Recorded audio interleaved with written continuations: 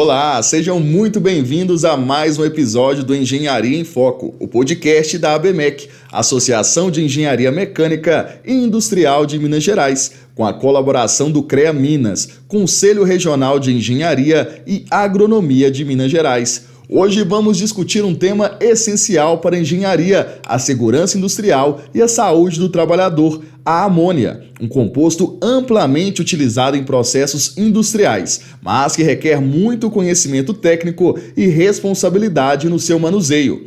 Para esse bate-papo, contamos com dois convidados especiais. Werner Pfister, o especialista em sistemas que utilizam amônia, e Leandro Ramalho, engenheiro de segurança do trabalho e auditor fiscal do Ministério do Trabalho e Emprego, que vai nos ajudar a entender o olhar regulatório e as exigências legais relacionadas ao tema. Nosso objetivo é esclarecer como a amônia é aplicada na indústria, quais são os riscos, os cuidados necessários e de que forma o CREA Minas e o MTE atuam juntos para garantir segurança, fiscalização e valorização do trabalho técnico. Então, acompanhe. Olá, tudo bem? Me chamo Ronaldo Bandeira, eu sou engenheiro mecânico e presidente da ABMEC, que é a Associação de Engenheiros Mecânicos e Industriais de Minas Gerais. Hoje, no nosso podcast Engenharia em Foco, vamos falar sobre amônia. Bom, antes de começar, gostaria de apresentar aqui nossos convidados. Primeiramente, Emílio, engenheiro mecânico também, já com bastante vivência na parte de MR13, né, onde envolve amônia, e 44 anos já de formado, já de estrada. Eu sou Werner Pfister, sou tecnólogo de fabricação mecânica, especialista em amônia, atuando já com amônia desde 99, já são 26 anos trabalhando na indústria com amônia. Meu nome é Leandro, sou engenheiro de segurança, auditor fiscal do trabalho e tenho ultimamente envolvido em fiscalizações de frigoríficos até o ano passado, do qual a amônia é integrante ao processo, né? Ok. Bom, antes de começar, eu gostaria que você, Werner, fizesse uma contextualização para a gente. Assim, é importante sabermos assim, a utilização da amônia, onde ela é utilizada, importante também ter o seu armazenamento, que aí, com isso, a gente vai mostrar para os nossos associados assim, qual a importância. O objetivo nosso aqui é a segurança na área. Então, fique à vontade, gostaria que você nos desse essa contextualização. Perfeito. Bom, a amônia é um produto químico utilizado em diversos segmentos da indústria, né? Utilizado desde 1912, 13, onde realmente foi feita a síntese da amônia. E hoje, o maior consumidor de amônia é o fertilizante. Então, as indústrias de fertilizantes são os maiores consumidores em termos de volume. Porém, existem diversas outras aplicações, como, por exemplo, a área frigorífica, que utiliza amônia como fluido refrigerante. Então, essa indústria é a indústria com o maior número de consumidores, né? Então, você tem muitas indústrias com pequenos volumes de amônia. Além disso, você pode estar tendo amônia na indústria de tratamento térmico, por exemplo, né, que utiliza bastante, a própria indústria química, né, farmacêutica, para a fabricação de diversos produtos, e aplicações muito particulares, como tive até a oportunidade de conhecer no enriquecimento de urânio, utiliza-se amônia. Então, a amônia ela acaba tendo uma gama de segmentos muito grande, inclusive a nova vertente, vamos falar assim, né, na área de combustíveis. Né? Existe uma projeção para quadruplicar a produção mundial de amônia até 2050, Sim. Em função da nova aplicação que vai ser na área de combustível, onde a amônia ela acaba carregando hidrogênio, né, que é o combustível do futuro. Quando se fala de hidrogênio verde, vai abrir depois a questão da amônia verde, vai dar uma sequência, né, sobre a amônia verde, que é a grande jogada para a amônia agora, né? Então, nós vamos ver muita amônia pela frente ainda. Mas você falou um negócio aí que eu achei interessante, da maior utilização em fertilizantes, né? A gente pensa em amônia, a gente pensa em refrigeração. Exatamente. Né? E agora você veio com essa no caso de fertilizantes, mas qual a utilização? Assim, é no campo, é na mistura? Como é que usa aí, que você falou que o volume é maior? Então vamos lá. Bom, a amônia, antes de tudo, né, ela é um gás, né? A condição normal de temperatura e pressão, ela é um gás, né? Mas ela acaba sendo transportada, armazenada, liquefeita. Então ela vai conseguir estar liquefeita ou sob pressão ou sob baixa temperatura. Então os 2 maiores tanques que nós temos no Brasil trabalham com baixa temperatura. E os outros consumidores vão trabalhar com os vasos de pressão que a gente tradicionais, né, que nós utilizamos, né? Não, pode falar. Seria a respeito da aplicação da amônia na fabricação do fertilizante. Como é que seria esse processo? Como é que seria a combinação dentro do processo do fertilizante? Talvez até para facilitar a diferença no caso do fertilizante no caso da indústria frigorífica, né? E no fertilizante ele é um produto de consumo, né? Então ele vai ser transformado. Nos Estados Unidos e Canadá é aplicado a amônia direto na lavoura. A amônia anidra direto na lavoura. Aqui no Brasil, ele é a matéria-prima para a produção de fertilizantes. Né? Nitrato de amônio, né, com baixa concentração, é considerado fertilizante, sulfato de amônio. Existem diversos produtos de sulfato de amônio, é um outro produto novo no mercado também, né? Todos à base de amônia. Então, são os produtos derivados de amônia. Né? Então, esses são produtos finais, consumíveis. No caso da refrigeração, ele é um insumo da refrigeração, ele é o fluido refrigerante, então ele trabalha num circuito fechado. Né? Então a amônia ela vai estar num circuito fechado, como é utilizado no nosso veículo, que tem um fluido refrigerante, no ar-condicionado de casa, que tem um fluido refrigerante, na geladeira, todos os sistemas de refrigeração possuem o seu fluido refrigerante. Na escala industrial, o mais utilizado é a amônia, devido às suas características termodinâmicas, que são as melhores, né, características possíveis, né, em termos de termodinamicamente falando, né? Só que ela tem um problema chamado toxicidade. Esse é o único ponto negativo que a amônia tem. Ela é um produto barato, ela é um produto que não agride a camada de ozônio, não acelera efeito estufa. Então eu poderia trazer uma lista de coisas boas da amônia, mas ela tem um pontinho que não deixa ela ser perfeita, vamos falar dessa forma, né? Que é a toxicidade, mas claro, conhecendo o produto é possível trabalhar de uma forma muito segura com ela. E ela. alta toxicidade. Alta toxicidade. Alta toxicidade. Bom, uma outra preocupação nossa lá na ABMEC são os riscos que vocês estão falando da amônia, em função até de acidentes que estão ocorrendo aí de uma forma geral até no país. O Ministério do Trabalho, ele tem sempre os trabalhos de fiscalização. E a gente sempre procura nessa área saber o que está acontecendo, para que os nossos associados saibam como eles se portarem numa fiscalização. Mas aí, Leandro, no caso você é um auditor já com bastante vivência, toda a área aí da indústria, principalmente aí na amônia, você disse que você especificamente, ultimamente está mais ligado até ao frigorífico. Gostaria de saber primeiro, como é que é a sua auditoria, quando você chega lá, o Ministério do Trabalho num todo, né? Lógico que a amônia é uma parte da fiscalização, sim. Mas mais para o lado da amônia, como é que você faz a fiscalização de vocês? Ronaldo, é o seguinte, a tônica da fiscalização é em loco, tá ok? Em loco, mas a fiscalização, você tem a parte documental, tá? Você chega, se apresenta na empresa, solicita a presença do pessoal da área de segurança para nos acompanhar e daqueles profissionais envolvidos com a amônia, né? Então, sempre eles põem os mantenedores, né, o encarregado e os operadores, por não poderem sair do posto de trabalho, a gente vai até eles. Eles estão na casa de máquinas. A casa de máquinas é onde se concentra, seria o coração do resfriamento, o coração do frigorífico, vamos dizer assim. Tá? Então, as fiscalizações aí são realizadas nos locais, nas máquinas, equipamentos, sempre com a presença, ouvindo os trabalhadores, ouvindo os profissionais envolvidos, engenheiros, os mantenedores, entendeu? Os pontos são levantados e e a gente gosta muito de informar o porquê que aquilo está irregular.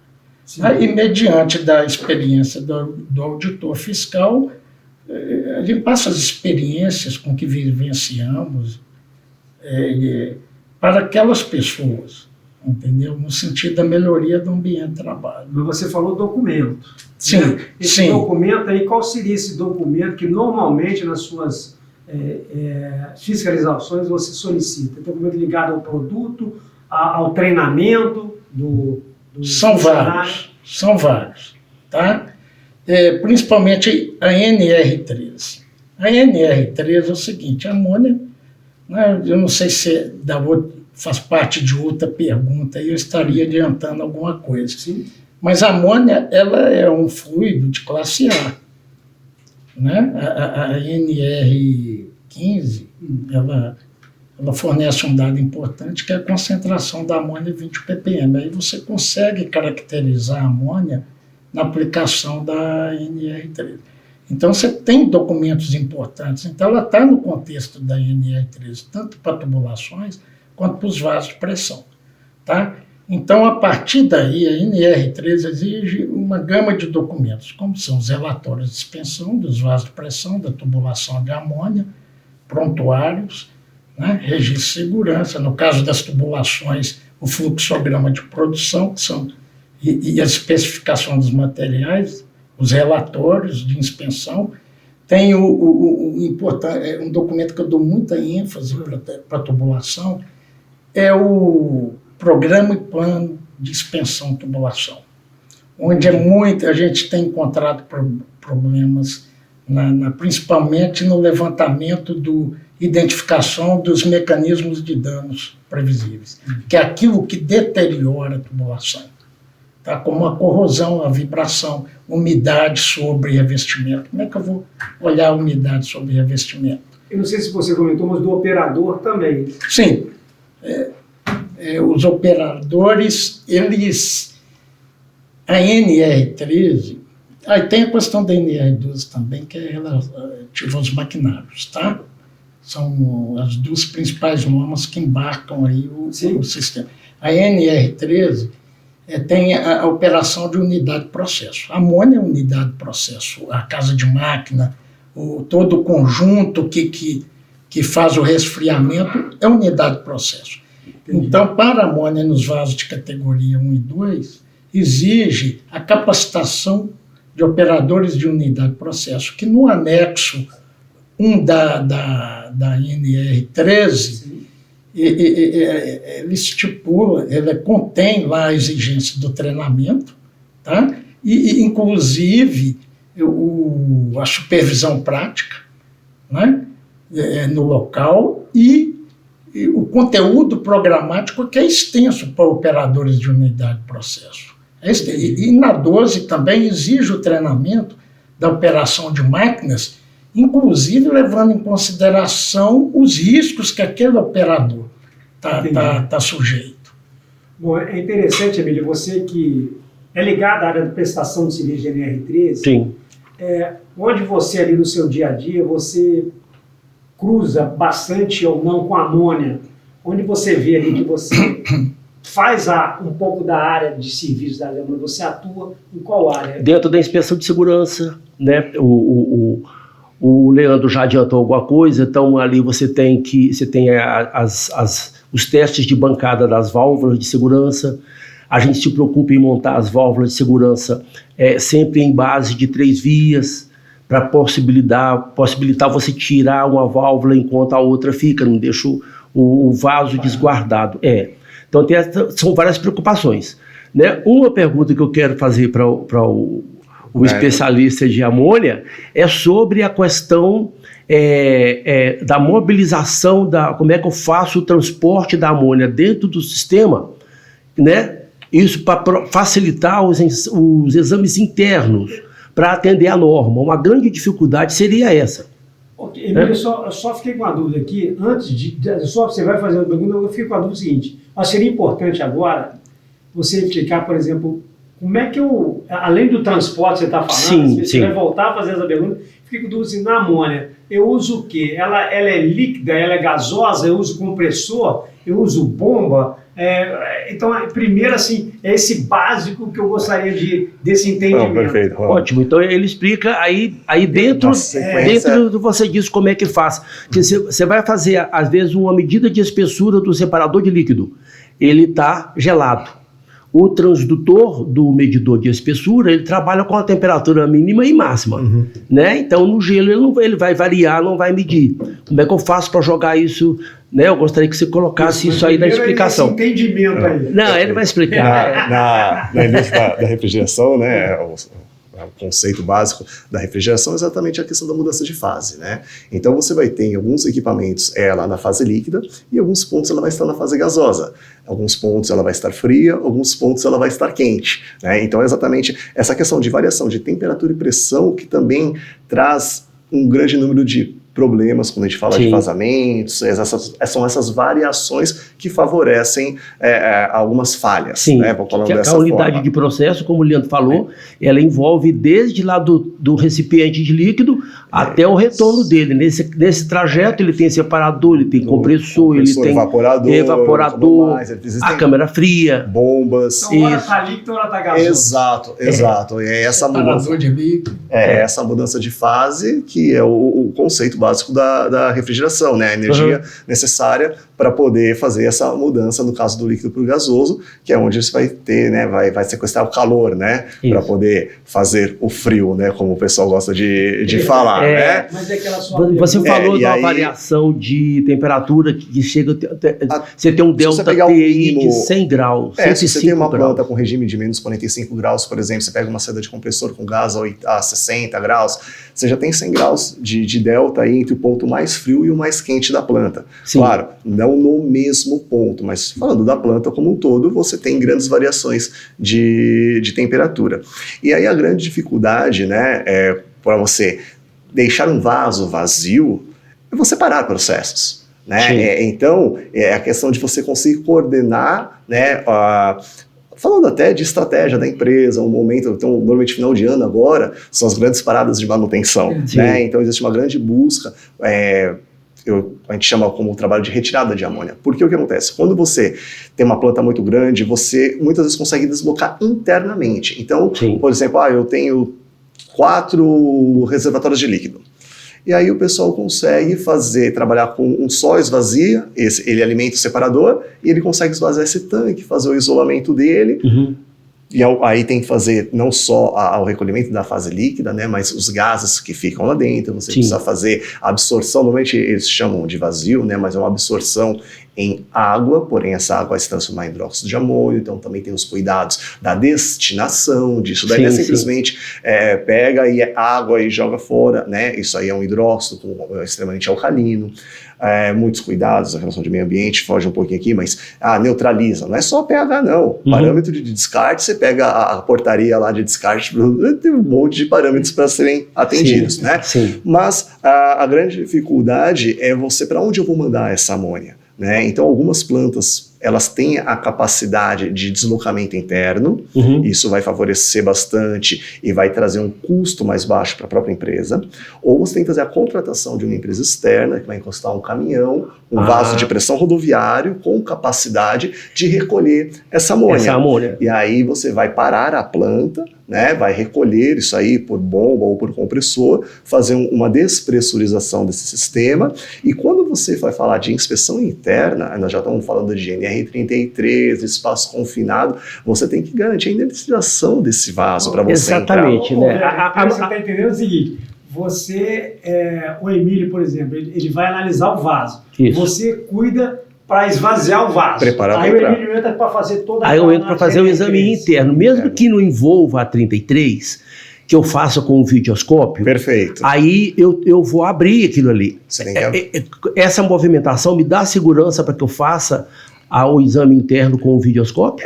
Um dos grandes, né, vamos falar, segredos dessa operação é você fazer o chama de flush, né, que é você fazer uma limpeza interna. Então existe uma limpeza para um trabalho com equipamento, por exemplo, você vai entrar com uma câmera para poder visualizar. Sim. E a hora que você abrir esse flange, que muitas vezes é um flange até pequeno, né? É pequeno. Mas você tiver residual de amônia, a volatilidade da amônia é alta e você vai ter um ambiente com contaminação de amônia a ponto de ninguém ter condições seguras de trabalhar em volta. Então você precisa fazer essa limpeza que a gente chama do vaso. Sim. E existem vasos que são grandes, com boca de inspeção para entrada de operador. Sim. Esses aí são mais complexos ainda. Então tudo está no planejamento. Precisa ser muito bem planejado, colocado no cronograma, porque as falhas de cronograma, né, de planejamento, é o que leva àquele pula essa etapa, sabe aquelas coisas? Sim. E aí quando você vai descobrir, quando acontece um acidente, né, que vai lá depois fazer, né, toda a verificação, né, fazer a análise do acidente, aí você vai ver que uma das etapas foi bypassada, porque teve problema de planejamento, não contemplaram aquele tempo operacional. Então, é um conflito entre a segurança e a necessidade de retomar a operação. Exato. Né? Então, esse equilíbrio é muito difícil. Então, o envolvimento das áreas e o conhecimento tecnológico, né, de alinhamento de conhecimento é muito importante, para que toda essa equipe multidisciplinar sente numa mesa, prepare e faça. Se fizer tudo muito bem planejado, assim, por muitos anos nessa área, Sim. consegue fazer sim com muita segurança, sem nenhum tipo de evento, sem risco realmente, com a margem de risco, vamos falar, né, nunca é zero, né, Nunca mas é zero, muito baixa. Uhum. Né, então essa experiência aí está exatamente em etapas, né? Retirar a fase líquida, despressurização e limpeza, o flush, né? Lembrando que os sistemas de refrigeração, eles passam óleo, né? Sim, do compressor. Óleo. Se você tem um compressor parafuso novo, é pouco, mas você pega plantas mais antigas, compressor de zapistão, mais antigos, passa mais óleo. O óleo, né, a substância polar, ele não mistura com a amônia, mas ele retém a amônia. Sim. Quando você faz a purga de óleo, visualmente você vê o óleo fervendo, mas não é o óleo que está fervendo, é a amônia que está volatilizando. Então essa amônia fica meio presa no óleo e todas as paredes dos vasos, das tubulações, contêm óleo. Então você realmente falar inertizar, deixar 100%, não consegue. O que você consegue é trazer em níveis que não sejam prejudiciais. Sim. Então a importância de fazer isso, fazer a medição dos níveis de gases. De gases. Exatamente. Mas quem decide isso? Agora você pode entrar. Quem decide? Agora você pode entrar no vaso e medir. Porque você... Não, tem. Na NR33 você tem que ter o detector de gases. Então, se você vai trabalhar no caso de amônia, né? Você acrescenta tudo da NR33 mais a medição de amônia. Mais a medição de amônia.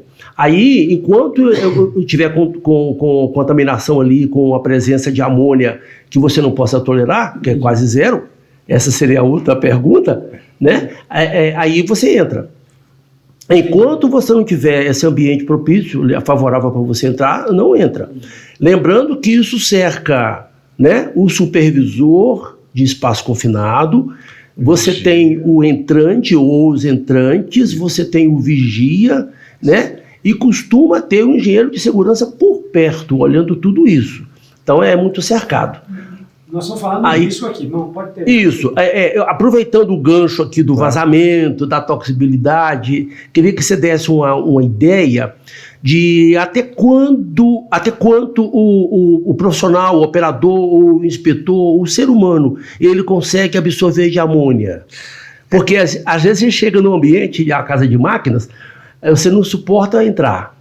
E o cara tá lá dentro trabalhando normalmente. Você me deu então... para muitas coisas aqui, né? Mas falando, né, a questão normativa, até o Leandro pode nos ajudar aqui, né? O anexo 11 da NR15, né? Ele coloca que o limite de exposição máxima laboral é de 20 partes por milhão ou 14 miligramas, né, por litro de amônia para até 48 horas semanais. Sim. Né? Esse é o limite, né? Só que, assim, é incômodo a presença. Então, estou com 18 ppm, estou com 5 ppm.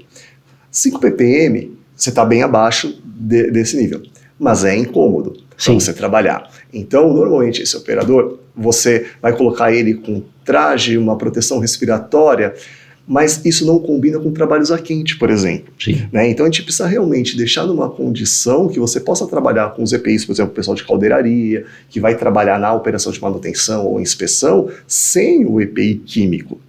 Sim. Né?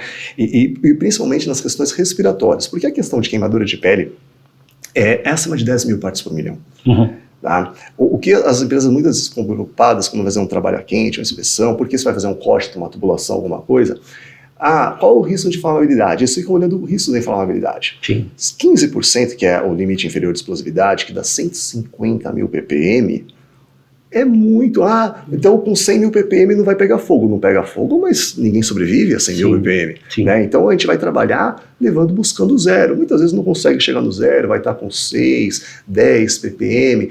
Ok, mas sempre abaixo de 14. Sempre abaixo de 14 miligramas ou 20 partes por milhão. Sim. Né? Esse é o que a norma nos exige a trabalhar. Sim. Vera, nós estamos falando aqui desses riscos. O Emílio perguntou a você sobre assim, o que a pessoa aguenta ou pode aguentar. Mas, Leandro, uma coisa, você às vezes, você pode estar fazendo uma inspeção normal, mas às vezes ocorre um acidente. Né? Então você chega lá, dependendo da situação, o que você analisa na hora do acidente? Assim, você vê o que aconteceu com o trabalhador, você vê o que aconteceu, como aconteceu o acidente, foi falha no equipamento, foi o ato inseguro do operador. Como é que você encara quando você chega, primeiramente, no acidente? Depois eu vou te perguntar como é que é uma vistoria normal. Certo. Ronaldo, é o seguinte, eu presenciar acidente assim, com amônia, ali, durante a fiscalização, nunca ocorreu se eu chegar e presenciar. Então, geralmente, a gente chega depois do acidente. Sim. Tá? Mas eu cheguei antes que o acidente ocorresse. Tá? Aliás, foi uma das primeiras fiscalizações que eu fiz. Eu estava ouvindo um chiado e olha que o vazamento de amônia para dar um chiado, né? O ruído tem que estar vazando bastante. Na hora que eu vi, praticamente assim, aquela sensação de paralisação das vias respiratórias. Mas já tinha havido um acidente ou não? Foi não tinha. Foi um acidente. Aí foi interdição. Sabe? Entendi. E quando houve o acidente com o trabalhador? Agora, quando há o acidente trabalhador, depois a gente chega depois. Geralmente a gente chega depois, tá? Quando a gente fica sabendo, mobiliza, já ocorreu o acidente, o corpo bombeiro já está lá, tá? Então, eu tenho a conduta, né, de não atrapalhar as pessoas envolvidas na emergência. Sim. Tá? Às vezes eu tenho que me conter. Isso aí, deixar o pessoal trabalhar. Tá? Depois, inclusive até por questão de segurança da gente. Eu não vou adentrar no ambiente que nociva a vida, que está gerando aquele sofrimento às pessoas. E até mesmo por causa da vestimenta, né? Você tem as vestimentas de fluido de classe A que estão sendo ocupadas pelas pessoas que estão envolvidas no socorro, no estanqueamento do fluxo da amônia, no recolhimento da amônia, na operação das válvulas para impedir o fluxo da amônia para o meio ambiente. Tá? Mas após isso eu vou investigar as causas. Entendi. Tá?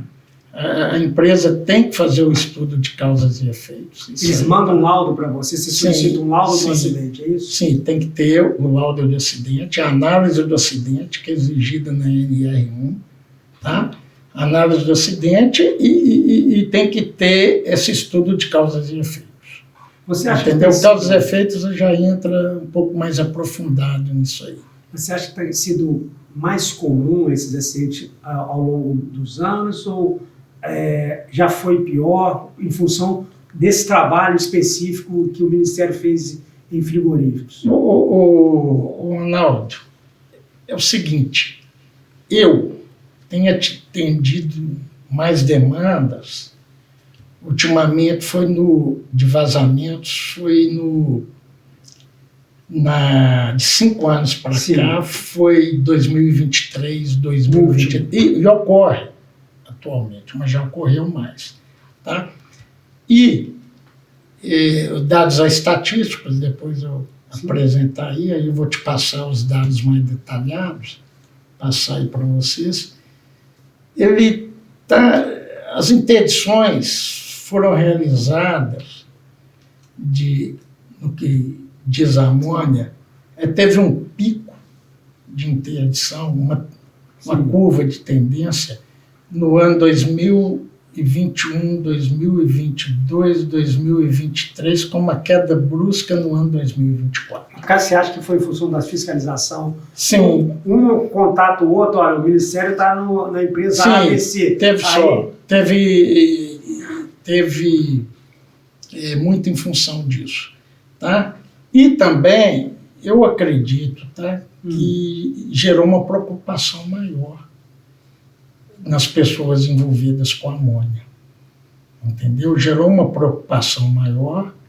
Não é vantagem para o empresário, entendeu? Porque é prejuízo para ele, entendeu? É prejuízo principalmente para quem está envolvido, né? O operador, e o que é pior, assim, a amônia, devido às características dela, e devido também à falha nas proteções coletivas que a gente pode abordar aqui, a amônia, por incrível que pareça, tem visto o porquê vaza aqui fora e lá dentro você está com limite alto de amônia, acima do limite de tolerância. Entendi. Tá? A amônia no ambiente, você tem a questão do vento, né? Tem a questão da afinidade da amônia com a umidade. Se for um tempo muito úmido, ela tem a característica de ser higroscópica. Você tem a ideia, um volume de água, ela reage com 1.300 volumes de amônia. Entendeu? Então, por exemplo, tem umidade, ela vai procurar ali, né, vamos dizer a grosso modo, né? Ela vai correr atrás ali da umidade. Ela literalmente então não vai dispersar facilmente. Se você tem uma amônia que sai sob forma de aerossol, ela vai formar uma nuvem densa. Entendeu? Sim. Então, o sistema de ventilação vai jogar lá para dentro dos ambientes. Agora, Vianney, nós estamos falando assim, de você que também participa desses acidentes, análise, onde você tem assim, pego assim, a sua experiência, a sua vivência, esses acidentes, você acha que tem diminuído, tem aumentado? E como é que você vê, assim, em geral, as causas dos acidentes? Vamos lá, eu tomo ciência normalmente dos acidentes, logicamente pelo grupo de amigos contatos, pessoal de Corpo de Bombeiros no Brasil como um todo, né?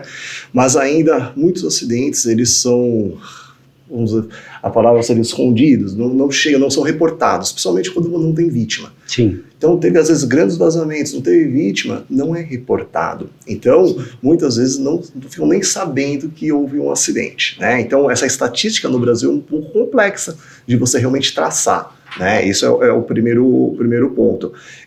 Claro, os estados, né, Minas Gerais, São Paulo, você tem uma fiscalização muito forte, muito competente e você tem mais acesso. Mas outros lugares é um pouco mais difícil a gente ter essas informações. E eu acabo entrando muito no pós-acidente também, porque normalmente quando tem um acidente, precisa recolher amônia, precisa fazer intervenção mecânica. Então, né, eu tenho os parceiros, né, a empresa que eu trabalho, para poder tirar essa amônia, preparar tudo para sim fazer a intervenção mecânica necessária, né, muitas vezes válvulas de segurança, né, válvula de segurança parece que quando você tem até o reporte das empresas é muito parecido, né? Tivemos um problema com vazamento na válvula de segurança, onde já foi sanado, então sempre é a válvula de segurança, né? Mas a válvula de segurança, ela pode abrir por falha, né? Ela pode ter uma falha, sim, e ela pode ter atuado exatamente, está funcionando. Ela atuou porque houve uma variação de pressão e ela teve que abrir. né? Mas eu tenho, por exemplo, relatos de casos onde a calibração dela foi mal executada. Sim. Né? Isso é uma coisa muito séria e vem de encontro com as fiscalizações aí, a importância dessa fiscalização muito rígida, né? Porque eu já fui inspecionar vaso que tinha um registro de inspeção de válvula, só que na prática ela tinha o lacre de 4 anos atrás. O parafuso estava pintadinho, não tinha marca de chave. Exato, exato. Então, assim, como o nome diz, é a segurança, é o recurso para garantir a integridade do vaso. Exatamente. Né? Então, o válvula de segurança é muito sério. A negligência da questão do NR13, até em treinamentos eu desafio, né, operadores, né, eu falo, né, eu quero que você rompa o tanque, né, se o tanque foi construído sob código ASME, obedece NR13, não consegue. Então, quando você tem um vazamento, normalmente você tem atrás dele uma negligência mecânica, vamos falar dessa forma, e tem a questão também operacional. Claro, né, os operadores que não estão devidamente treinados, não estão com os certificados, com seus cursos necessários, porque tem muito ainda. Ainda tem muito ainda. Então, esses acidentes, eles estão normalmente ligados a algumas falhas operacionais, né? Tem alguns casos que a gente escuta, do nada aquela bomba, já vi quebrar carcaça de bomba. A bomba pega e quebra a carcaça. Compressor também. Aí o compressor é mais bem explicado pela questão, o de Natal, a questão da aspiração de líquido, né? Mas uma bomba, por exemplo, pouca gente estuda a questão de aprisionamento de líquido. Né? Então, quando você tem a questão da área de expansão da amônia, ok, ela aguenta, ela suporta esse crescimento da temperatura e do seu volume. Mas quando você não tem área de expansão, você aumenta essa grandeza vai aumentar muito mais a pressão, muito menos temperatura. Né? Então, o famoso do nada, não existe o do nada, né? Existe uma explicação técnica por trás. Mas a falta de conhecimento também de amônia está trazendo algumas falhas também. Muitas coisas assim, puxa, mas eu não sabia, e não sabia mesmo, tá? Não tinha esse conhecimento. Como, por exemplo, o que eu falei agora de aprisionamento de líquido. É uma coisa que poucas pessoas têm os números que explicam isso. Sim, a maioria dos casos que eu tomei conhecimento de acidente com amônia sempre estava atrelado ao desconhecimento do operador. Né? Vou até depois fazer a pergunta para o Leandro, para ele explicar como é que está a questão da exigência do Ministério em cima do treinamento do operador, porque é um conteúdo extenso, né? Eu ministro do treinamento também para a unidade de processo e para a caldeira. Ele é mais extenso que o de caldeira, tanto que inclui até caldeira. E inclui todos os equipamentos da unidade de processo, que não é só amônia. Sim. Todos os vasos de pressão da fábrica, ar comprimido e tal ali, você tem que instruir a pessoa. E quando eu vejo o operador, né, depois o Leandro gostaria que ele focasse como é que está essa questão do treinamento dos operadores, porque é onde onde ocorre a maior parte é o desconhecimento. No caso da válvula de segurança, tem que fazer muita força para ela abrir. Por quê? Normalmente no projeto, o vaso de pressão, o recipiente, o separador de líquido, ele tem que suportar uma PMTA superior a que o compressor possa gerar. Né? Pressão de operação. Não, é de operação. Tem que ser calibrada numa faixa superior. Exatamente. Então, nunca que a unidade compressora consegue chegar na pressão máxima do reservatório. Então, nossa válvula que está ali calibrada na PMTA ou um pouco abaixo, ela teoricamente ela não vai abrir. Se abrir, teve falha de alguém que fez a revisão. Sobre a pressão elevada no sistema. Ou você nunca operou, nunca você trabalhou, não tirou, porque só tem uma válvula e você não consegue tirar. Você não tem a válvula dupla, né? Que é montada na válvula de 3 vezes. Ou uma ou outra você manifold, não tem. Aí, manifold, aí ele não tira, porque ele não quer esvaziar, tem que parar a fábrica. E aí ela vai ficando lá. Isso. E aí a mola não aguenta, né? Que ela trabalha o tempo todo. A mola sujeira e tudo. Então tem isso. A NR13 manda que não só calibrar, mas você tem que fazer a desmontagem da válvula. A gente fala calibração, o nome Entendeu? técnico hoje nem é calibração mais. É teste de bancada. A calibração você faz do manômetro, do vacômetro, né? Mas para sobre o operador. Eu estou falando do operador. Seria o caminho ali. O caminho do operador, da conexão do operador. Por exemplo, tem uma válvula que fica embaixo do setor de dreno do recipiente de líquido. Sim. Para onde vai aquele nosso famoso óleo ali. que vem lá de porquinho. É o porquinho, é o coletor de óleo, né? E aí, quando o operador vai abrir aquilo ali, que ele não deveria abrir, manual, ele não deveria ter uma válvula manual. A válvula ali é manual. E ele vai abrir para esgotar o óleo. Vem o impacto da amônia, ele se assusta e deixa a válvula aberta. Essa operação, cabe um parênteses, por favor, Leandro. Oi? À vontade. Não, essa operação ela é bem complexa, porque para o bom funcionamento do sistema, né, de refrigeração é necessário as purgas de óleo, faz parte do processo. Sim. Então hoje a norma exige, por exemplo, que a válvula de abertura do óleo ela tenha retorno por mola. Tá. A válvula de fechamento rápido. A válvula de fechamento rápido. Então, porque exatamente isso. Se um operador assusta alguma coisa, ele sai, a válvula fecha automaticamente. E é claro, quando é uma operação de rotina, deve ter um procedimento operacional com todo o risco avaliado. Sim. Então essa operação deve ser realizada com EPI, com sinalização, não é simplesmente um operador que vai lá e abre, né? Exatamente. Inclusive até para de engenharia mesmo falando, nos Estados Unidos eu vi uma máquina, vamos falar uma máquina, um equipamento que faz esse trabalho, que conecta... Mas é muito comum, viu, Leandro? Eu gostaria que você colocasse. É muito comum você chegar no cliente, lá na indústria, que tem o sistema de refrigeração, tem a casa de máquinas, e os operadores não têm o treinamento. O treinamento foi mal feito. Ou mal feito. Você entendeu? Exatamente, porque muitas vezes ocorre, quase sempre o acidente é por falta de conhecimento, falta de treinamento dos operadores. E eles fazem na inocência. Vai lá e abre a válvula e não tem ideia. Tem de culpar o operador. Entendeu? É o famoso ato inseguro.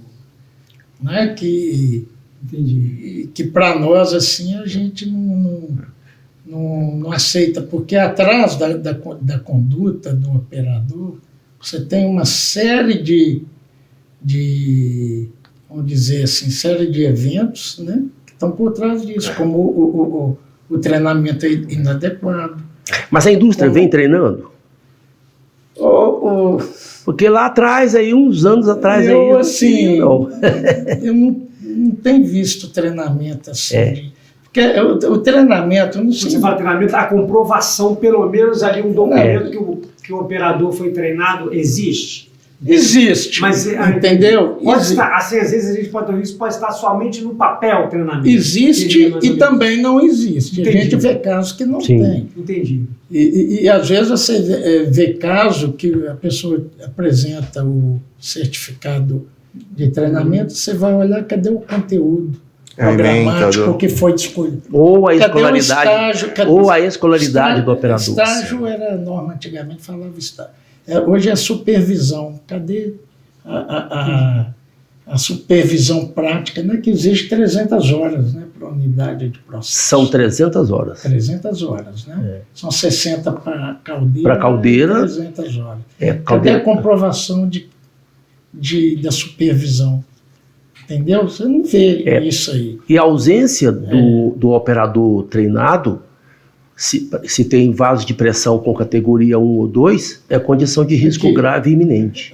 Um exemplo da culpabilização do trabalhador é o seguinte, até a questão dessa drenagem de líquidos, né, no separador de líquidos. A gente ainda vê a drenagem, mesmo tendo válvula de fechamento rápido, você tem uma válvula de bloqueio, uma válvula de fechamento, direto no separador de líquido, sem ter o coletor de óleo, tá? E a questão do coletor de óleo é o seguinte, você tem que ter cuidado. Ele melhora muito a exposição do trabalhador, né? Requer procedimento para a operação desse coletor de óleo, né? O óleo, por ser incompressível, à medida que vai enchendo, ele vai expulsando a amônia de volta para o separador de líquido. Mas é o que o Werner falou, você tem uma amônia dissociada ali no meio. Sim. do óleo. Eu tive notícias de um colega meu, falou, ele até engenheiro, inspetor de caldeira, de caldeira e de uma especialidade da amônia. Sim. Que ele mediu na saída, depois do coletor de óleo, você tem uma válvula de fechamento rápido. Na saída, chegou a dar 200 ppm. Passa. Ou seja, devido ao óleo associado. Agora, você tem medidas de proteção. Eu sinceramente, para medida individual, é depois da medida de proteção coletiva. Tá?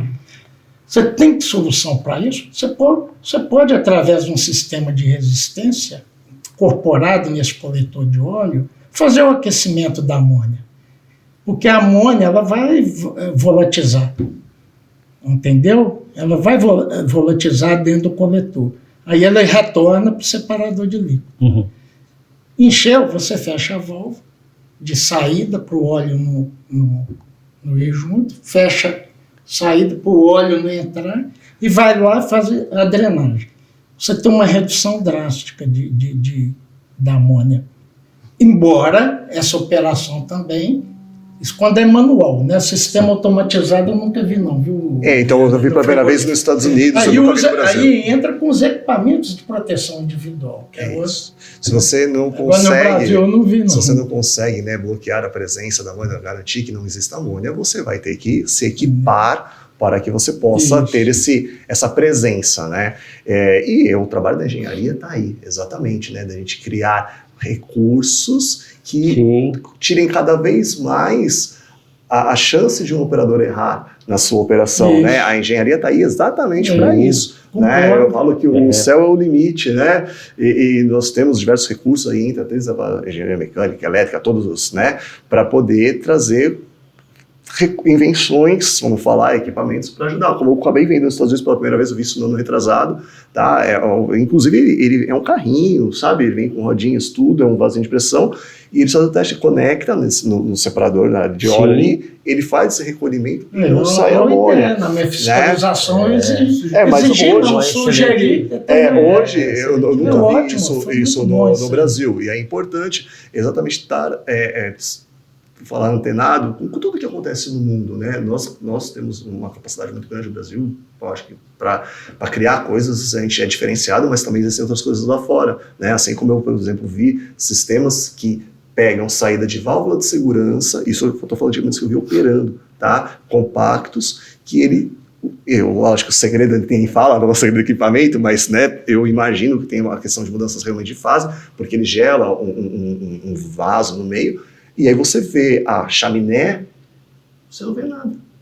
Você não vê amônia na chaminé. E até eles colocam uma fitinha no exercício para você ver que está saindo gás, mas não está saindo amônia. Aí você começa a ver o tubo embaixo congelando. Sim. O segredo é exatamente o negócio de quem criou. Sim. Né? Dar uma patente, tudo. Mas, assim, quando a gente começa a aprofundar e buscar, porque o mundo da amônia é um mundo muito particular, mas é gigantesco. Né? Então, você buscar o que está acontecendo, existem formas de resolver. E se você, esse equipamento é muito caro, não consigo investimento, é uma empresa pequena, ok, então nós vamos planejar a purga de óleo, sim, vai equipar, vai isolar a área, vai fazer um monitoramento de gás, porque a questão da amônia, se você pegar um frasco disso, o teste que eu já fiz, um frasquinho de amoníaco de farmácia, que é um hidróxido de amônia 6%, da farmácia, aquele da farmácia, não importa. Mas qual a concentração? Então, é 6%. 6%. É 6% de concentração de amônia. Ele passa de 1000 ppm na boca do frasco. A 6%. Então, é tudo... Aquela amônia utilizada pela manicure. Que vai lá no salão. E para refrigeração? 99,5%. É isso. Então, é uma questão de entender o comportamento de amônia. É como eu falo, vai estar exposto, equipou. Eu estou equipado, não estou sentindo cheiro, estou protegido. Sim. Mas a minha área vai ser atingida? Sim. Pode ser atingida. Então, eu vou isolar essa área, eu vou ter um tempo dessa operação para que você faça de forma segura, porque é necessário para o processo. Por bom funcionamento da refrigeração, é necessário que esse óleo saia dali. Um grande pecado também é a indústria não fazer o projeto de instalação da casa de máquina, Leandro. Sim, não é? Adequado à energia. Exatamente. Teve um caso de um acidente, você vai me recordar aí, que a casa de máquinas ela ficava abaixo do piso da fábrica. No fosso, quase. No fosso. E aí quebrou o compressor, encheu ali, teve morte, que a pessoa ficou presa lá e não conseguiu sair, né? E o pessoal do escritório não conseguiu também ficar, toda uma porção para o hospital, por conta da localização da casa de máquinas. A NBE 16069, ela apresenta requisitos para a casa de máquinas. Mas vocês estão falando só o acidente, assim, o que quer que seja vazamento, o grosso é na própria casa de máquina, não tem na área onde a amônia está passando, não? Ah, sim, existe. A maior parte é casa de máquina. A maior parte é casa de máquina, mas existe, porque existem os sistemas de refrigeração direto e indireto. Nos sistemas indiretos, que é o que as empresas têm buscado agora, é a amônia na sala de máquinas. Essa amônia vai refrigerar um fluido secundário, que pode ser um glicol, um etanol, que vai ser um segundo fluido que vai para essa área que tem uma toxicidade menor. Mas alguns sistemas, a refrigeração é direta, principalmente quando você precisa de baixas temperaturas. Numa túnel de congelamento, que você precisa menos 45, menos 35, é amônia direta. Então, mas as empresas já têm buscado diminuir o inventário de amônia dentro das suas plantas. Existem tecnologicamente, as empresas, os fabricantes de compressores de amônia, eles estão cada vez também mais desenvolvidos tecnologicamente, com eficiência, para ter menos volume de amônia, né? Porque o que eles buscam é exatamente ter o menor inventário possível, né? Mas existem processos, sim, que a produção está próxima da amônia. Não só a sala de máquinas tem amônia, mas tem amônia na área produtiva. Por exemplo, um fertilizante, a amônia ela é a matéria-prima, então ela vai estar no processo produtivo, diferente da refrigeração, que o produto final, vamos falar de refrigeração de carne, a carne é o produto, né? Final, não tem contato com a amônia. Não existe não tem contato. Mas, por exemplo, quando você vai fabricar um fertilizante ou um produto farmacêutico... O fertilizante, ela está em estado gasoso? Ela pode, depender do processo, ela pode ir na forma gasosa ou na forma líquida. Normalmente é transportada na forma líquida. Mas é a mesma amônia utilizada? É a mesma, só questão da fase, ela vai estar pressurizada ou não. Assim como, por exemplo, o tratamento térmico utiliza amônia fase gasosa, entra o gás amônia nos fornos, que é para dissociar, queima hidrogênio, e aí entra naquele processo de distorção de estrutura metálica, aquela parte toda de metalurgia. Mas alguns casos, por exemplo... conheço uma planta, hoje ela está desativada, uma montadora, tá? Só para ter ideia, linear tinha quase 1.000 metros de tubulação de amônia entre o tanque de amônia e o forno. Então, transportá-la na fase gasosa não era bom, porque você podia ter épocas frias, condensação na tubulação. Então, você transportava ela na fase já líquida e próximo ao forno tinha um equipamento chamado vaporizador, que aquecia essa amônia para garantir que ela chegasse na fase gasosa, né? E tinha amônia na ala dos fornos. Por exemplo, todos os fornos tinham entrada de amônia, com as peças, né, para fazer o tratamento térmico, os operadores andando numa área que você tinha amônia próxima queimando. Índice de acidente nessa área aí? Muito baixo. Muito baixo. Porque ao mesmo tempo que está ali próximo, não tem uma complexidade como o da refrigeração. Como eu falei, né? Você leva a tubulação, carrega a amônia à fase líquida, aquece, vaporiza, já vai para a lança no forno. E aí queima. Então você... Olha, eu tô aqui me coçando, você provocar um engenheiro mecânico numa melhoria é um negócio complicado. Então eu tô aqui, entende? Mas a pergunta que eu vou fazer é para o Ronaldo Bandeira. Ronaldo, o ABMEC, ela tem como... viabilizar alguma coisa no sentido da gente estudar aí esse equipamento de purga, para a gente poder colocar isso... Ano que vem é muito provável que em função dos nossos eventos, a gente está pensando em trazer um evento para a amônia, seja com a Defesa Civil, com o Bombeiro, com também a Polícia Federal, o próprio Ministério do Trabalho, para disseminar esse conhecimento. É importante essas sugestões, que além de treinamento, verificar onde tem esse produto. Agora, é importante, você está falando aí, mas estou falando do acidente, mas a manipulação propriamente dita na hora do transporte, da chegada, ou é muito, por exemplo, se eu tenho um vaso de amônia lá, a reposição é comum ou não? Eu ponho o vaso, esqueço, aquilo não vai repor tão cedo. Esse é um grande indicador de uma planta que funciona bem. Considerando que a planta falando de planta de refrigeração, né, que eu acho que é onde está o maior número dos problemas, né, uma planta de refrigeração, que a gente está falando de um circuito fechado, Sim. teoricamente não existe reposição. Quanto tempo você repõe o ar-condicionado da sua casa ou do seu carro? Se passa meses sem abrir Passa anos. o capuz, anos sem abrir o capuz. Sem mexer. Então existem plantas, assim, eu conheço plantas modelo de segurança de processo, assim, que eu, com toda a experiência, eu entro e falo, nossa, que planta. Você onde? 8 anos.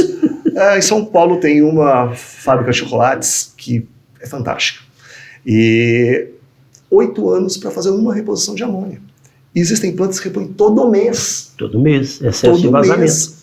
Mas aí você tem que contratar a empresa para ir lá e fazer todo esse processo. A reposição de amônia é muito simples. Você contrata, seja um fornecedor de amônia, ele vai com o seu caminhão, ou dependendo do volume, são cilindros de amônia, né? E você vai repor aquele volume que foi perdido, né? A diferença é, ele foi perdido como? Eu fiz uma manutenção e tive que tirar uma parte da amônia e tive que mandar tratar, ou houve um vazamento?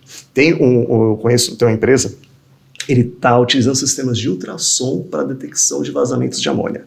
Que era utilizado para comprimido, ele tem um aparelho que ele jogou para amônia. Fantástico, fantástico. Ele pega realmente ultrassom, aquilo que tem o que o nosso ouvido pega. Então, assim, ele fez uma inspeção, eu recebi relatório de uma planta que tinha 178 pontos de vazamento. Só que desses 178 pontos, 3 pontos representavam 90% do vazamento. Caramba. Então você tinha, na verdade, porque o ultrassom pega uma coisa muito pequena. Ultrassom? Como ultrassom. Ele vai lá, inclusive tira foto, ele já faz o cálculo da vazão do vazamento e você consegue calcular no final do ano quanto que você está gastando de amônia. Só que a amônia é muito barato. Quanto custa parar uma grande planta? Difícil, né, Leandro? É melhor repor. É melhor repor. É melhor repor. Eu não preciso falar nada, né, gente? Mas são tecnologias, existem muitas tecnologias que não foram criadas inicialmente para aplicar na amônia, mas funcionam muito bem na amônia. Sistema de ultrassom, sistemas de leituras termográficas. Sim. Termográfica, hoje A termográfica, por exemplo, numa válvula para ver a parte elétrica para ver a amônia propriamente dita. A câmera elétrica para ver se está mais... Não apenas isso. Ela foi criada para sistemas elétricos, verificação de torres de transmissão, painéis, mas você, conhecendo as características da amônia, você consegue visualizar muitas coisas do processo por temperatura, entendi. Com a câmera termográfica. Até, por exemplo, tá vazia a linha, você com uma câmera termográfica, você consegue... Aí vai repor, tá vazio, repor. Inclusive umidade sobre revestimento. Que você não enxerga e tal. E eu tenho relato de acidente por corrosão em tubulação dentro do revestimento. O mecanismo de dano e houve um vazamento. Você pega por na parte externa do tubo. Na parte externa, corrosão de fora para dentro, por causa da umidade. Para vocês terem ideia, eu vi um tanque que ele foi na inspeção, né, reprovado por causa de um pit de corrosão. De onde veio isso? De uma goteira. Uma goteira é 10 anos pingando, no mesmo lugar. Corrosão, deixa ali. Quando foi fazer a medição de espessura, não passou. Agora, Werner... Uma goteira. Não, ele pegou na medição de espessura. Na medição foi suficiente já para reprovar. Anos. Aquela coisa negligenciada. Sim. Negligência. Você coloca lá e esquece. Agora, Werner, você está falando na sequência aí, todo o processo da amônia. Vaso, compressor, tubulação, assim, sobre manutenção nesse sistema. Existe um sistema básico ou cada empresa, cada produção é diferente? Ou não, o ciclo é o mesmo sempre? Eu vou ter isso, vou ter aquilo? O conceito, né, refrigeração, existe o conceito básico, sim. Toda a refrigeração, lógico, às vezes os sistemas por absorção, mas por compressão, né? Ele vai ter o ORL, ele vai ter um separador, ele vai ter uma bomba. Então tem aquele básico, né? É claro que as grandes diferenças vão estar em particularidades. Existem plantas que tem 12 compressores numa sala, 15 sim. compressores numa sala, sim. compressores de 800 cavalos, 1000 cavalos de potência. Mas o princípio é o mesmo, né? O princípio é o mesmo, exato. Eu estou perguntando porque eu gostaria de saber assim, agora sobre manutenção preventiva e corretiva. E nem sei se tem nessa área. Tem. A preditiva. Existe. Porque tem outra manutenção que é a destrutiva também. Mas eu Não. queria saber como é que é a manutenção, de um modo geral, corretiva, preventiva desse sistema. Ela é mensal, assim, a grosso modo, assim, um resumo, um plano de manutenção. Você falou a palavra-chave, plano de manutenção.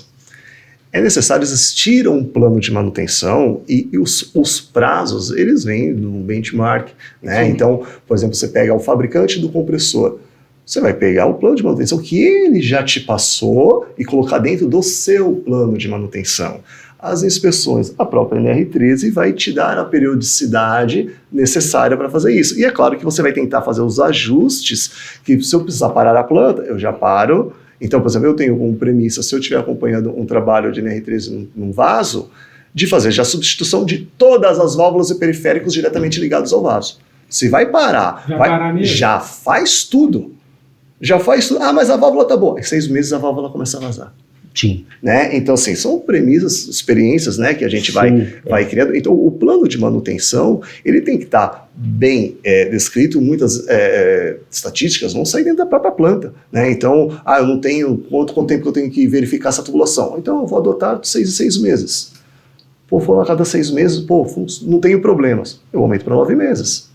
Deixo 6 meses, deu um problema, eu reduzo para 3 meses. E você vai ajustar esse plano de manutenção. Mas é importante, sim, contemplar todos os pontos possíveis. Por isso que não é criada por uma pessoa só. É a exigência da norma.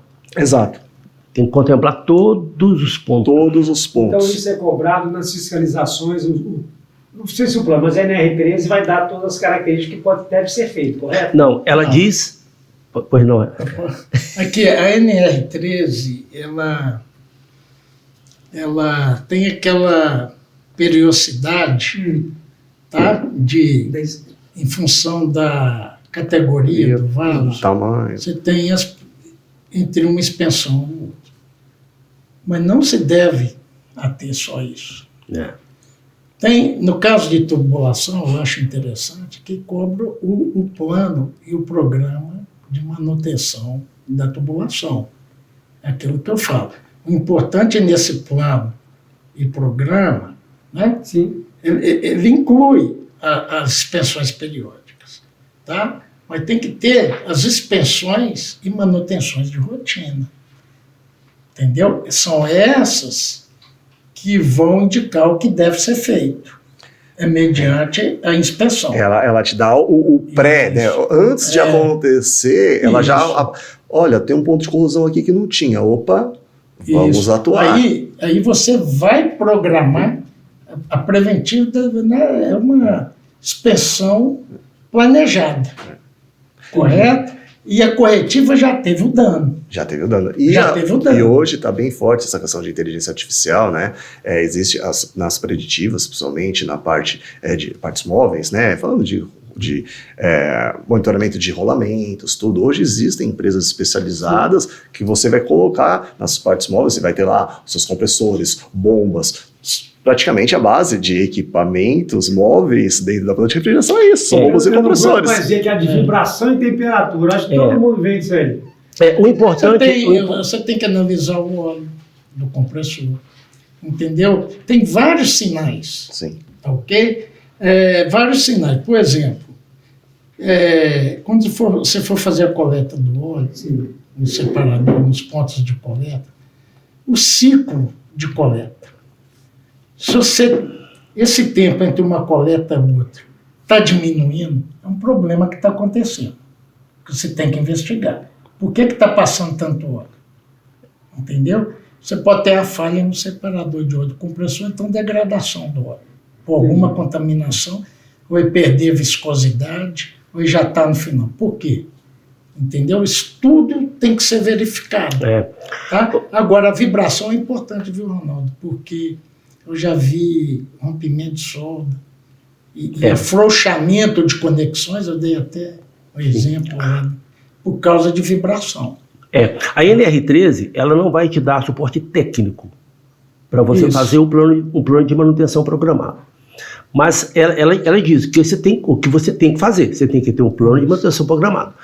O plano de manutenção, ele é complexo, não é uma coisa tão simples.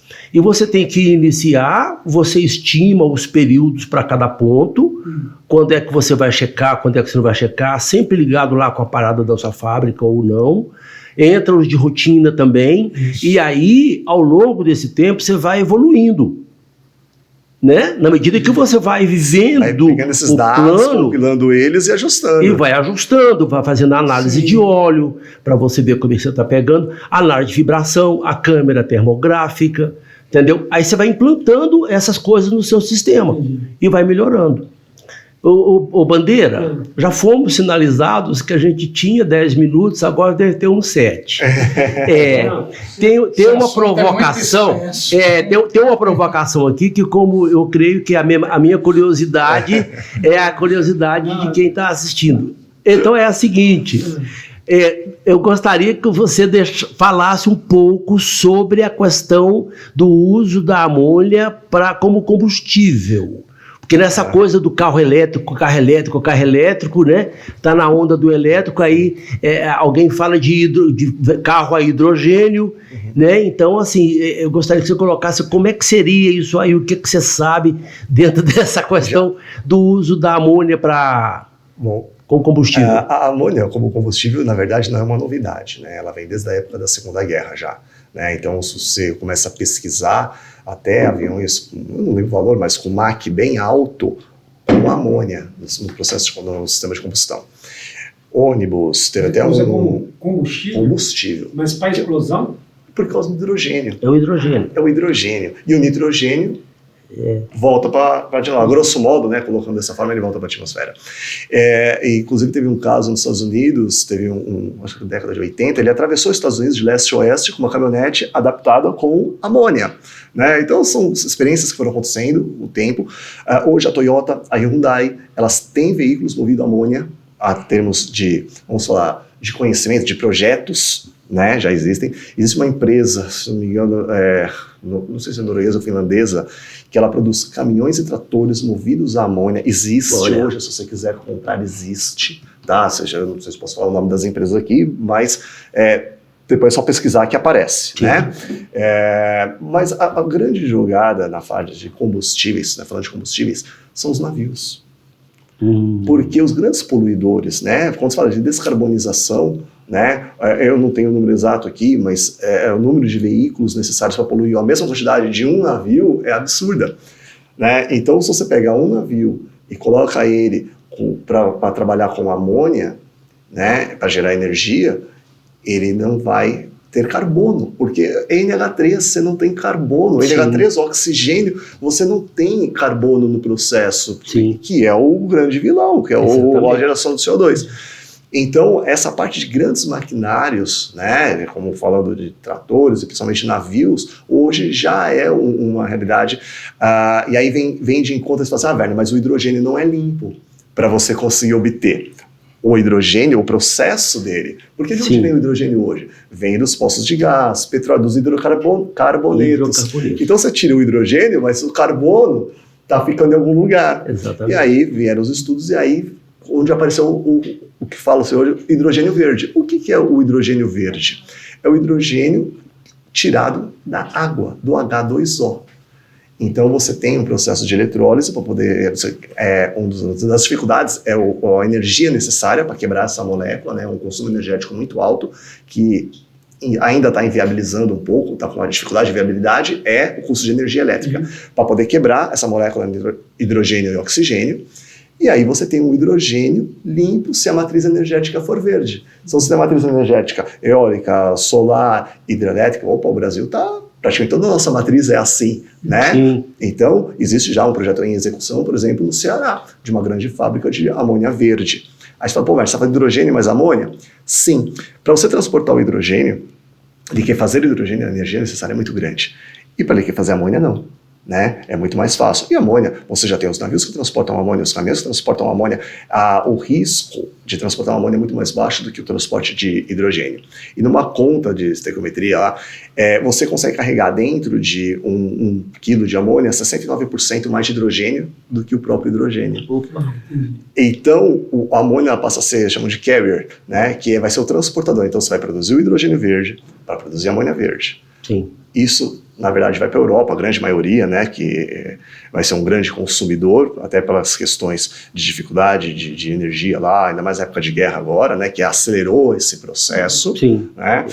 Chegando lá, o NH3 é quebrado novamente, e aí eles pegam o hidrogênio. Pra você ter ideia, eu estava vendo em Portugal, ontem eu estava lendo um estudo, eles estão com um investimento na ordem de 3 bilhões de euros numa planta de amônia verde.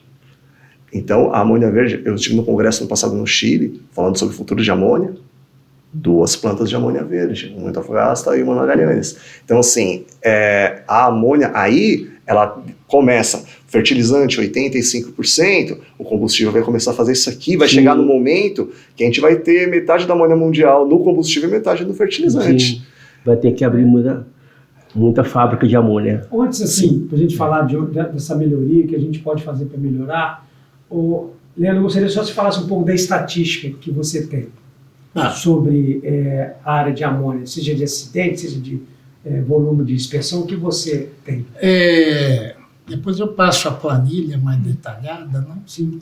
Porque essas estatísticas, elas fornecem muitas informações. Entendi. E está tendo também de interdições também? Sim.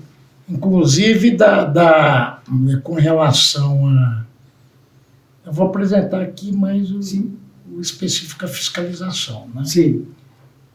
Nós tivemos 1.700 emissão de relatórios, tá? De 2020 até o ano 2024, que é a estatística que tem até 2024. Tá? Minas? Não, a nível de Brasil. Sim. Em Minas Gerais, porque são 1.700 relatórios emitidos. Né, que é relatório de expensão. Porque uma fiscalização é um relatório de expensão. Sim. Então, entende-se que são 1.700 ações fiscais de 2020 para cá, referente à amônia. Tá? Que o sistema você põe a amônia, você puxa os dados. Né? E Minas Gerais foi 207 aproximadamente, né? E foi o estado que mais emitiu relatórios de inspeção. Né? Agora, não especificamente, mas amônia inserida na fiscalização. No meio da fiscalização. Isso. Entendi. Tá? E com relação a autos de infração, foram 2.374 autos de infração nesses anos, tá? Sim. Se você for ver, o maior pico que teve de auto de infração e o maior pico de números de inspeção foi no ano 2022 e 2024. Tá? Então, a curva ascendente até 2022, até 2021, depois teve o pico nesses 2 anos. Entendeu? E depois teve uma queda no ano 2024. Você acha que é em função das fiscalizações? Também, sim, principalmente. Entendi. Tá? E as interdições foram 17 interdições. Só relativa à amônia no país? Justamente. As interdições foram relativas à amônia.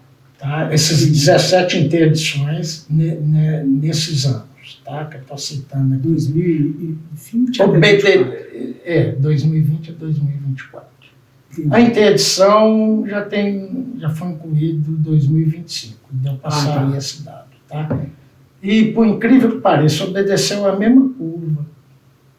Entendeu? Agora, as interdições, os itens que, assim, predominaram de interditado é relacionado à NR36. Predominância mesmo da NR36. É por 2 motivos aí, né? 2 motivos, na minha leitura, tá? Na minha interpretação. que o problema nos frigoríficos eles foram prioritários perante o Ministério do Trabalho, nos frigoríficos, onde tem ocorrido grande quantidade de vazamentos. Tá? E o outro também é a questão de normatização. A norma, assim, a NR36, é que especifica mesmo a amônia, que tem um tratamento assim, específico para a amônia, né? A questão dos sensores, a questão do plano de resposta à emergência, embora, tá, as máquinas sejam embarcadas na NR12. Teve problema com máquinas também. Tá ok? Entendi. Então, houve muita interdição referente aos sensores. Tá? A questão do quadro de comando, de acionamento de alarme, de acionamento dos próprios ventiladores, né? O próprio quadro de comando, né? Ele aciona o alarme e as medidas de proteção coletiva. Né? Por exemplo, a ventilação de emergência, e os sistemas de eliminação de amônia. Eu tenho exigido o lavador de gases, tá? Apesar da NBR, ela fala que você canaliza a amônia das válvulas, né? Ou mergulha num tanque, né? Bota um sistema com água. Agora, e a casa de máquina? Que a maior parte dos vazamentos, a boa parte é na casa de máquina. O que eu tenho visto é que os exaustores te jogam para o pátio, e a amônia acaba contaminando as demais áreas. Entendi. Pelo que eu já fui. Tá? Então, você tem formas de combater através de uma análise de risco, você identificar os pontos, tá? que mais vale, e julgar um sistema de exaustão e a neutralização. No lavador de gases, a água sob forma de pulverização, né? E a amônia em forma de gás, ela é ótima para neutralizar, embora, né, você tenha a formação de hidróxido de amônia. Mas o primeiro aí momento esse problema, você vai. Isso. Mas o hidróxido de amônio está lá segregado, é lógico que ele também volatiliza a amônia, mas o grande problema qual que era o gás amônia, você segurou ali na formação de hidróxido. E aí você ganha tempo, vamos falar dessa forma, para destinar isso daí, né? Então você reduziu. Especializadas que retiram. Você reduz o problema, né? Você reduz o problema. Inclusive, em alguns casos, até para a agricultura mesmo, como fertilizante nas lavouras. Me falaram que já existe um comércio disso aí. Tá? Agora falando agora sobre assim, primeiro você, velho, quais as medidas que você acha que as empresas devem fazer para pelo menos mitigar esse problema e assim, para evitar qualquer tipo de acidente na indústria de um modo geral, mas ligado à amônia? Assim, o que você acha assim, nas suas palestras, experiências, inspeções, qual o recado você daria para a indústria para que ela não seja interditada por algum motivo, ou por acidente, ou por fiscalização? Eu iria por duas linhas, né? A questão de equipamentos, né? Nessa linha de equipamentos, é buscar o conhecimento para fazer os atendimentos a normas. Se você tem os equipamentos submetidos às normas adequadamente, esses equipamentos dificilmente vão ter falhas. E aí você entra na parte humana. A parte humana é treinamento, é conhecimento e treinamento de todos os aspectos. Desde o treinamento do operador de NR13, que tem que ter, mas o operador que tem o conhecimento sobre amônia, né, que tem o conhecimento para saber os riscos que ele está exposto, saber utilizar o EPI, qual deve ser utilizado, quando deve ser utilizado para utilizar adequadamente, as questões até ambientais, né, como fazer, como descartar, tudo isso aí é treinamento. Então é a parte humana, conhecimento. E a parte de conhecimento, eu percebo que está muito a desejar, vamos utilizar esse termo. A gente percebe algumas empresas até grandes, com processos muito interessantes, colocando treinamento para todas as unidades, né? Mas tem lugares mesmo que os conceitos estão ultrapassados, né? Se a gente for entrar nessa seara de técnicas de emergência, a gente vai longe aqui e ainda há muita empresa que assim, joga água. e joga água, tá? E aí forma hidróxido de amônio, vai para onde? Aí quando você vai ver, tá indo para o rio. Isso é falta de conhecimento.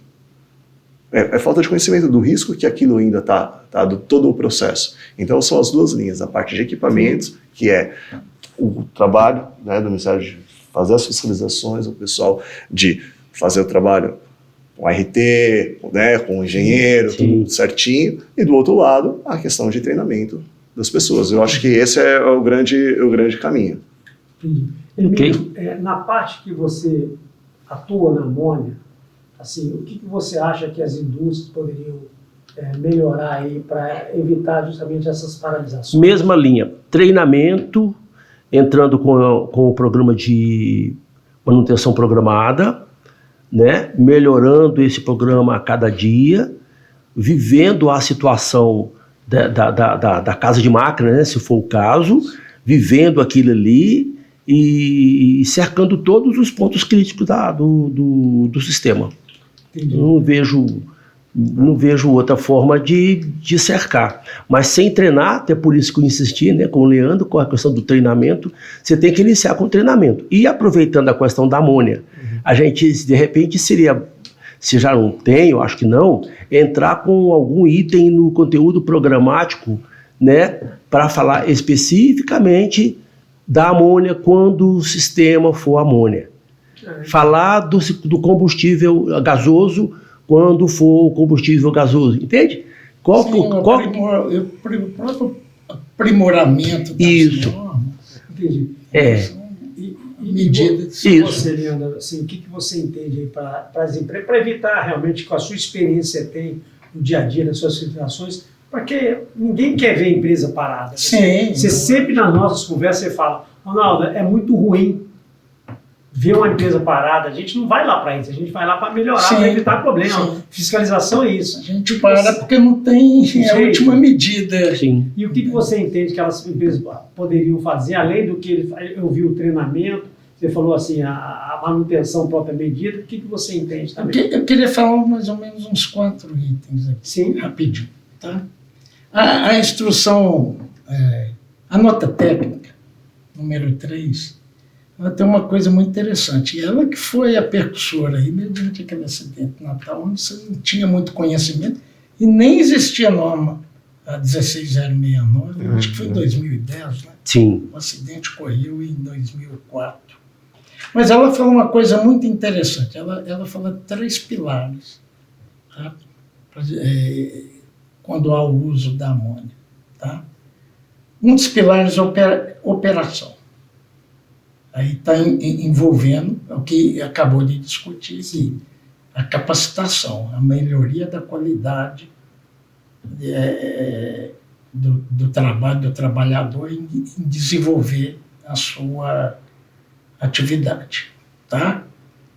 E é o que foi dito aqui pelo Emílio e pelo Werner aqui. O outro pilar seria a manutenção. Se você for olhar mesmo, essa parte de sensores e tal, o exaustor, isso é quando há vazamento. Né? A prevenção maior, queria que tivesse um sistema 100% estanque. Né? Mas a gente sabe que quando você lida com fluidos, né, principalmente aí, os engenheiros mecânicos aí sabem que isso é impossível, né? Tá? Então a manutenção mitiga isso aí, uma boa manutenção. Tá? E o terceiro item, o primeiro pilar, operação, projeto. Sim. Tá? As empresas já estão aí, já está projetado, está aí, então você vai procurar mitigar um bom projeto, um bom layout, onde se pensou que ali vai um trabalhador, que ali se tem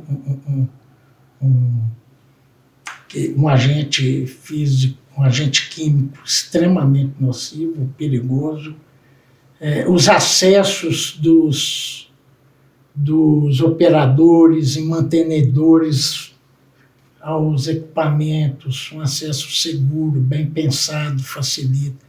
Então, um bom projeto, mas às vezes a gente já está lá, um projeto antigo, equipamentos antigos. Tá, aí vou colocar terceiro item, a gestão. Tá? A gestão integrada entre segurança, manutenção, operação. Uma gestão integrada, uma gestão eficaz. E às vezes é o que a gente não vê. Uma gestão importantíssima, uma boa gestão aí. Pelo menos no que concerne aos riscos presentes no sistema de refrigeração. Ótimo.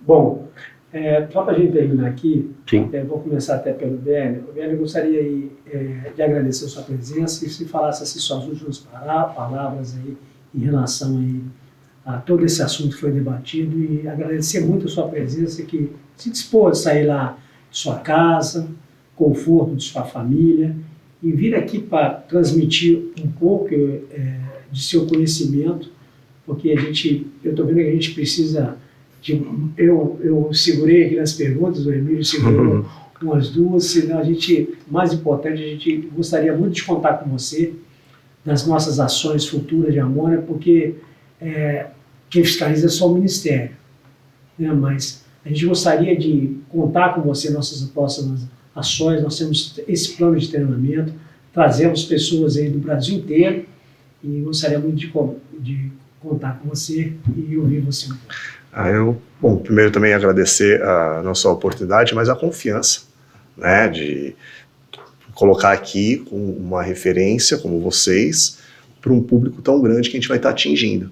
Mas isso faz parte também de um trabalho de formiguinha, né, porque é muita gente que trabalha com amônia, por aquilo que pareça. Se você pegar uma planta com 10 mil pessoas, são 10 mil pessoas que estão no ambiente que tem amônia, por mais que elas não trabalhem diretamente.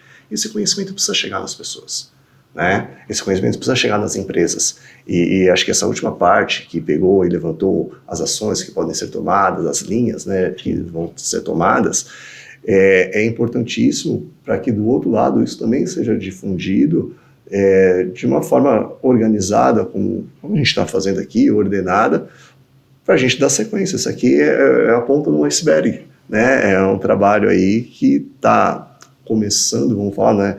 Ou ganhou um pouco mais de força, mas ainda é pouco do que a gente vai conseguir nesse caminho todo. Então, assim, a base é o agradecimento mesmo de poder estar fazendo parte desse time, né, de poder estar participando de um momento tão importante, né, da história da amônia. É um divisor de águas no dia de hoje.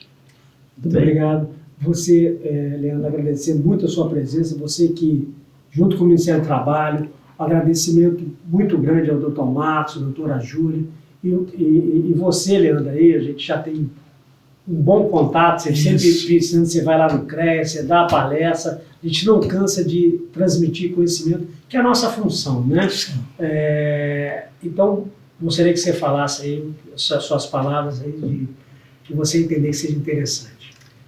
Olha, eu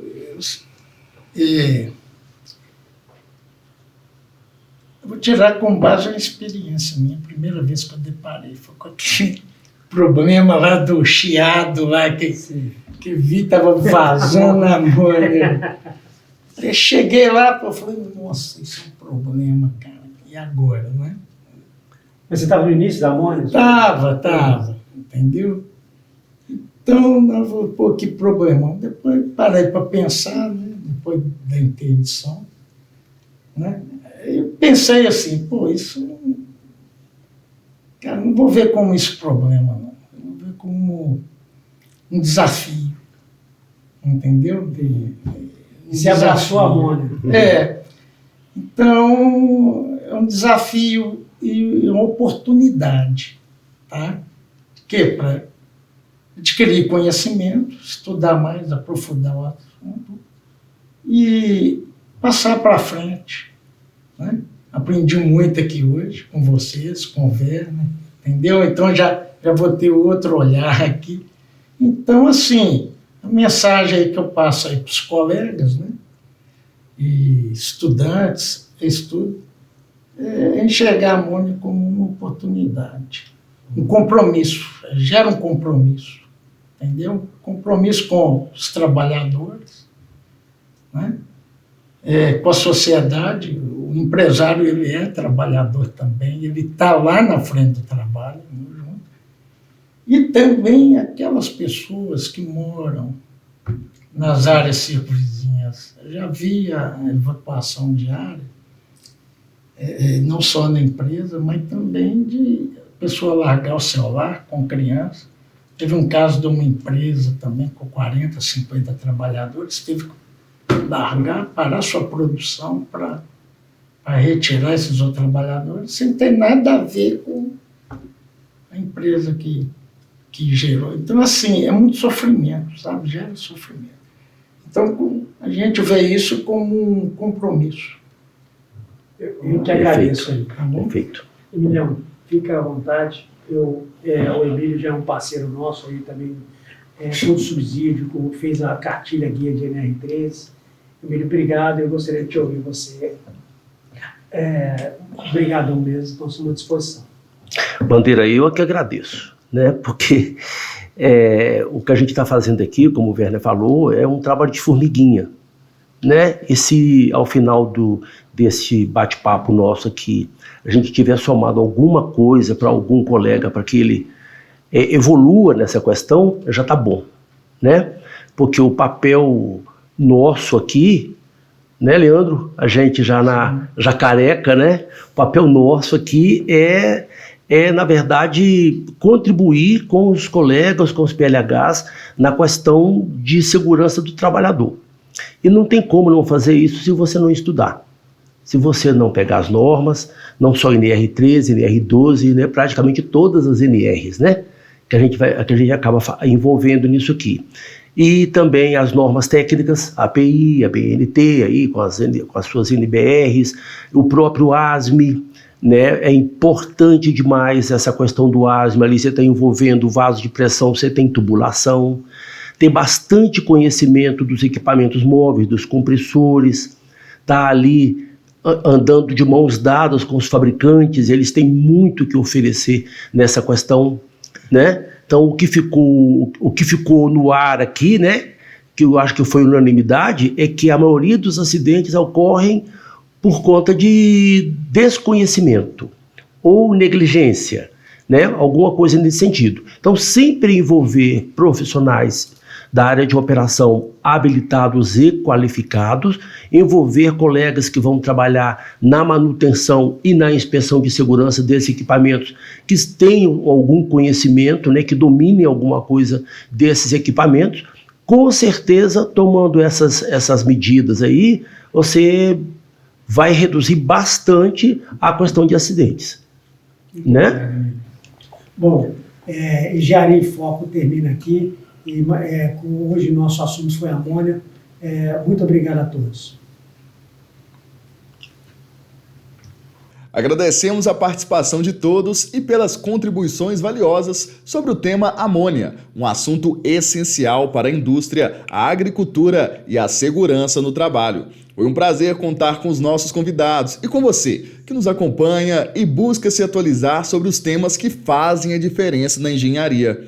Se esse conteúdo foi útil, compartilhe com seus colegas, envie para quem se interessa por inovação e segurança industrial. E não se esqueça, siga o nosso podcast para não perder os próximos episódios. Aqui, o conhecimento circula, se transforma e fortalece a engenharia como pilar do desenvolvimento sustentável e tecnológico do país. Até o próximo episódio.